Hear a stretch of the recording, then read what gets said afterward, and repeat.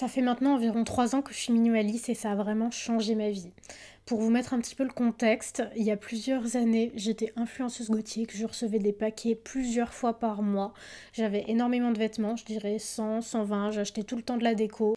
Et je ne vous parle même pas des maquillages et j'avais genre 50 rouges à lèvres, énormément de palettes et plein de choses que j'utilisais pas et beaucoup de choses de mauvaise qualité surtout.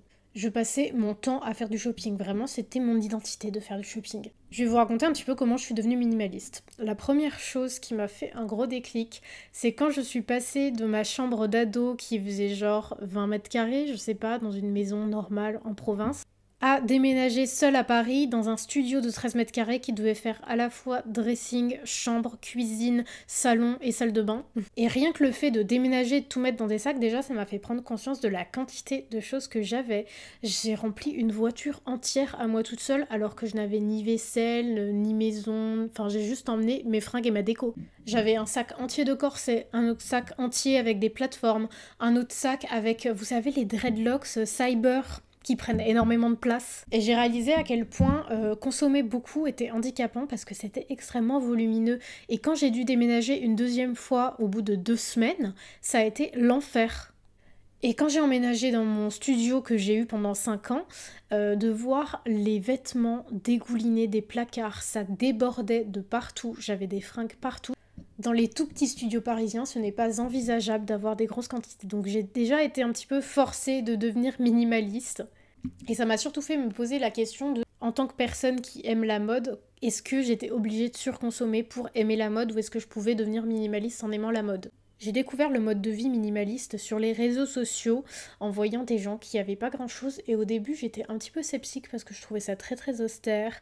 Les gens n'avaient pas d'identité visuelle, pas de style, vraiment ça faisait très Sims, je sais pas comment dire, mais les décorations fades vraiment qui te dépriment, les vêtements qui sont pas intéressants. J'avais pas du tout envie de devenir minimaliste à cause de ça, mais j'ai commencé à me demander comment faire pour devenir plus minimaliste dans un premier temps tout en ayant mon style personnel. Faut savoir que j'étais déjà dans ce genre de démarche d'un point de vue environnemental parce que j'étais déjà végane et j'ai été dans une démarche zéro déchet. Mon problème, puisque j'ai grandi sur les réseaux sociaux en parlant de mode, c'est que je me suis énormément définie par mon apparence et par mon style pendant très longtemps.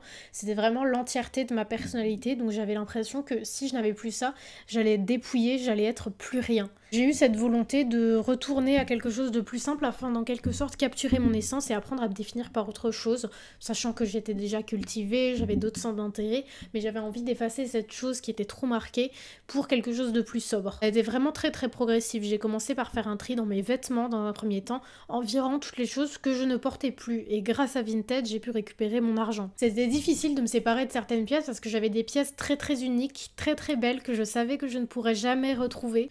Donc ça a été assez difficile de se défaire de certaines pièces qui étaient vraiment très spéciales, qui étaient magnifiques, vraiment qui sont très belles à regarder, mais que je ne mettais jamais ou qui n'étaient pas du tout confortables. Donc j'ai commencé le tri par virer les choses que je mettais jamais ou quasi jamais, et j'ai de plus en plus extrapolé à d'autres sphères, par exemple les vêtements qui étaient vraiment pas confortables.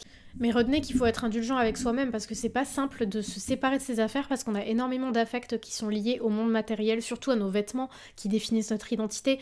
Donc faut savoir que moi ça m'a pris peut-être 1 an ou 2 ans avant d'être bien minimaliste, je dirais 1 an pour avoir environ 30-25 pièces.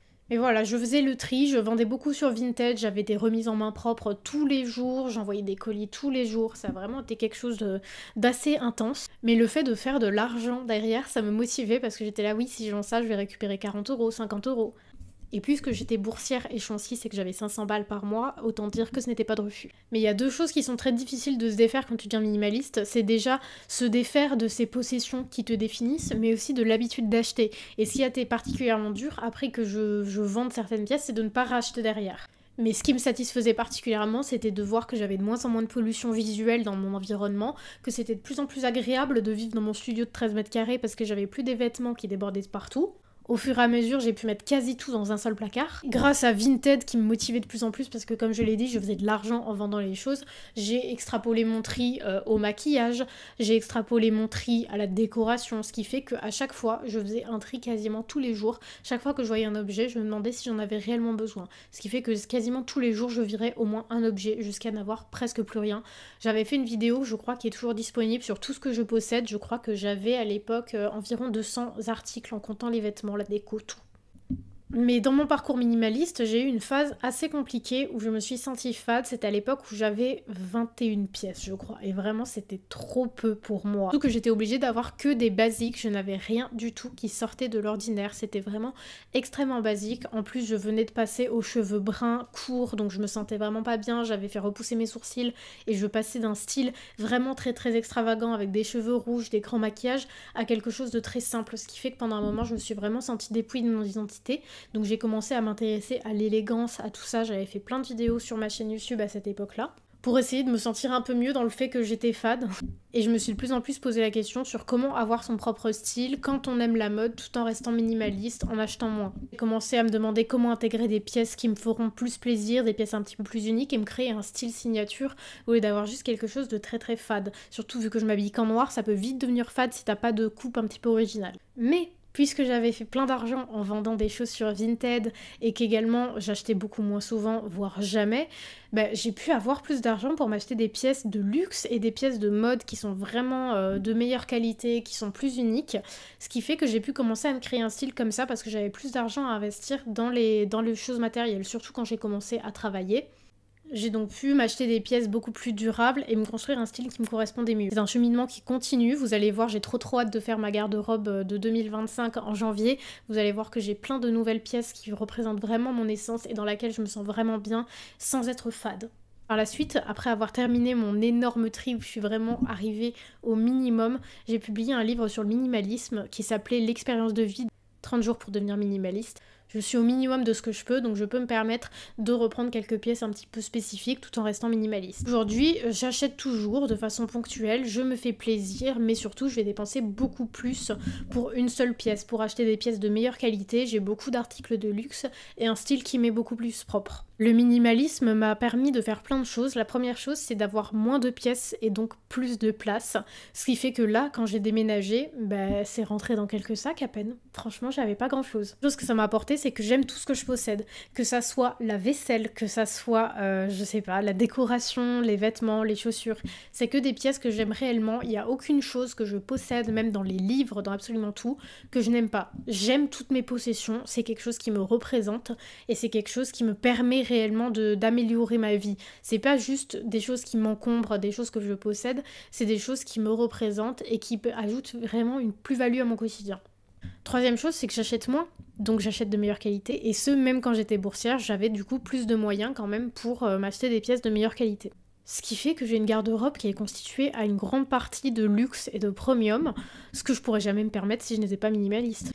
J'ai une identité stylistique où tout va avec tout. Quasiment toutes mes pièces vont ensemble, toutes mes chaussures vont avec toutes mes tenues, donc j'ai une combinaison infinie de tenues et tout est porté. Je porte vraiment tout de façon extrêmement régulière. Je mets moins de temps pour préparer mes tenues le matin. J'ai mes tenues dans ma tête, je fais différentes combinaisons, mais toutes mes tenues dans mon placard tiennent là-dedans. Vraiment, c'est très petit. J'utilise tout. Tout ce que je possède, je l'utilise, donc il n'y a pas de regret de « Ah, j'ai ça alors que je ne l'ai jamais utilisé, j'ai gâché mon argent, etc. » puisque j'utilise absolument tout ce que j'ai. Que j'ai dépensé 20 € ou 2000 € dans une pièce, je vais l'utiliser.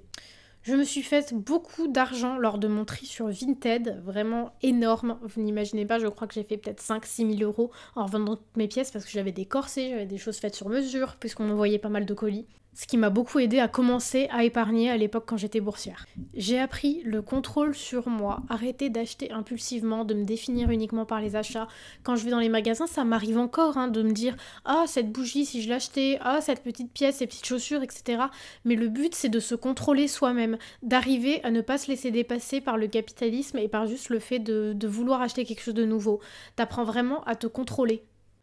Et t'es fier de toi quand tu fais plus d'achats impulsifs, parce que déjà tu ne regrettes plus d'avoir dépensé ton argent là-dedans, mais surtout voilà, t'es fier de toi parce que tu n'as pas cédé. Et au fur et à mesure, ce désir est de moins en moins fort. Ça m'a permis de construire ma liberté financière parce que puisque j'achète pas de la merde en permanence, que je suis pas en train de faire des hauls Zara toutes les 4 matins, bah écoutez, j'épargne énormément, je vous ferai d'autres vidéos sur les finances, mais le minimalisme, ça a vraiment été un grand levier pour moi d'épargner et aussi d'investir dans des expériences, d'aller plus souvent au restaurant, d'aller plus souvent en voyage. Et surtout, ça m'a permis de me focus sur autre chose. Au final, même si j'étudie actuellement la mode et le management de la mode et du luxe, c'est quelque chose qui m'intéresse de moins en moins, la mode. Vraiment, j'aime ça en tant qu'expression artistique, mais pour moi, la mode ne m'intéresse plus à mon échelle. J'aime bien acheter quelques pièces de temps en temps, mais c'est plus quelque chose qui me passionne, la mode. Ça me permet de me focaliser sur autre chose, sur la culture, la lecture, sur différents hobbies, vraiment exister autrement que par mes possessions et par ce que j'achète. Et ça, vraiment, ça a été quelque chose d'assez puissant de se définir par autre chose et d'apprendre à vraiment se découvrir en dehors de notre consommation capitaliste. J'espère que cette vidéo t'a inspiré pour ton futur parcours minimaliste et je te dis à la semaine prochaine.